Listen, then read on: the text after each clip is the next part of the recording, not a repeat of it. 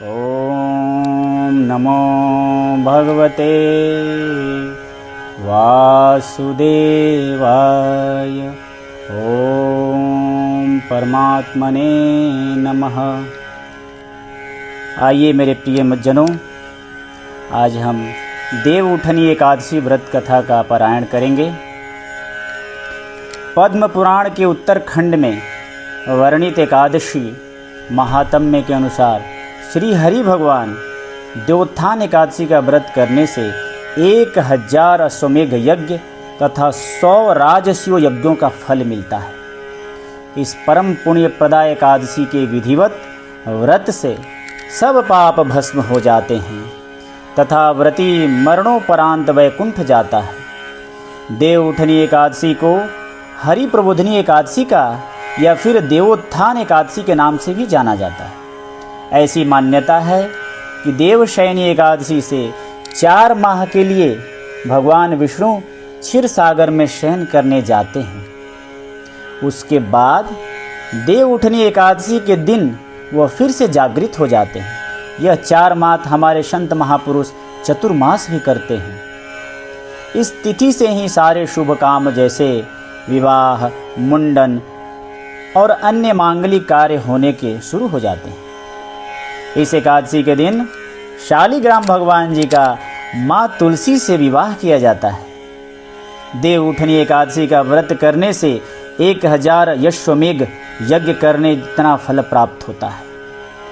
एक एकादशी के दिन भक्त श्रद्धा के साथ जो कुछ भी जप तप, यम नियम, कीर्तन, स्नान, दान, होम, हवन, भजन, कीर्तन जो कुछ भी करता है वह सब अक्षय फलदायक होता है, अर्थात उसका फल कभी समाप्त नहीं होता, अक्षय होता है, कभी क्षय नहीं होता है।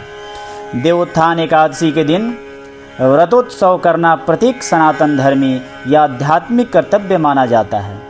व्रत करने वाले उपवास रहकर अथवा फलाहारी रहकर भगवान का नाम जप, पूजन और कीर्तन करते हुए अगले दिन स्नान पूजन के बाद अन्न ग्रहण करते हैं।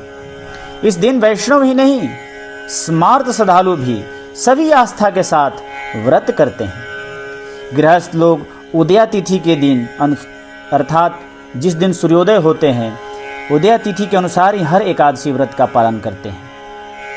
पौराणिक ग्रंथों में सभी एकादशियों का अपना महत्व है, लेकिन कुछ एकादशी विशेष रूप से भाग्यशाली और विशेष फलदायक मानी जा गई हैं। कार्तिक शुक्ल पक्ष की एकादशी भी इन्हीं विशेष एकादशियों में से एक होती है। देवोत्थान एकादशी को लेकर कई व्रत कथाएं प्रचलित हैं, परंतु सबसे पौराणिक कथा यह है कि इस समय एक बार क्या हुआ कि माता लक्ष्मी ने भगवान श्री विष्णु से कहा कि प्रभु, आप या तो दिन रात जागते रहते हैं या फिर लाखों करोड़ों वर्ष तक सोते रहते हैं, और इससे देवताओं और लौकिक प्राणी को अपना आह्वान, भजन, पूजन के लिए कई बार संशय एवं अव्यवस्था की स्थिति उत्पन्न हो जाती है। भक्त समझ नहीं पाते हैं कि हमारे प्रभु सो रहे हैं या जग रहे हैं। इसलिए हे नाथ, माँ कहती हैं लक्ष्मी जी की, हे नाथ, आपको पृथ्वी लोक के 1 वर्ष को मानकर, 12 महीने का वर्ष होता है, उसको मानकर अपने विश्राम की अवधि सुनिश्चित कर दीजिए। इससे क्या होगा कि भक्तों में या मुझे भी सेवा करने में कोई परेशानी नहीं होगी। तब श्री हरि बोले कि देवी, आप बिल्कुल ठीक कहती हैं। मेरे शयन और जागने की अनिश्चितता का सबसे अधिक कष्ट प्राणियों को तो बाद में, लेकिन आपको ही सहन करना पड़ता है, क्योंकि आप सदैव मेरे पास रहती हैं। आपको क्षण भर के लिए भी मेरी सेवा करने से फुर्सत नहीं मिलती। आपके कथनानुसार मैं अब से आज ही तय कर देता हूँ कि प्रतिवर्ष वर्षा ऋतु में 4 मास जब चतुर्मास होता है उस समय मैं क्षीर सागर में शयन करने के लिए चला जाऊंगा और समस्त देवताओं को भी कुछ आराम मिल जाएगा। मेरी यह निद्रा अल्पकालीन एवं प्रलयकारी महानिद्रा कहलाएगी। मेरी इस निद्रा के दौरान जो भी भक्त भावनापूर्वक मेरी सेवा करेंगे और मेरे शयन और जागरण को उत्सव के रूप में मनाते हुए विधि पूर्वक व्रत, उपवास, फलाहार, पूजन और दान पुण्य करेंगे, उनके यहाँ मैं आपके साथ मतलब श्री के साथ निवास करूँगा। इस प्रकार चतुर्मास की योग निद्रा के बाद जगत के पालनहार इस एकादशी के दिन से ही अपनी नियमित व्यवस्था संभाल लेते हैं। सनातन परंपरा के अनुसार इसके बाद गृहस्थ जीवन के सभी शुभ कार्य शुरू हो जाते हैं। इस प्रकार से देव उठन एकादशी का व्रत की कथा मैंने सुनाया।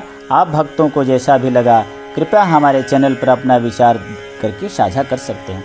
बोलिए ओम नमो भगवते वासुदेवाय। श्री हरि भगवान की जय।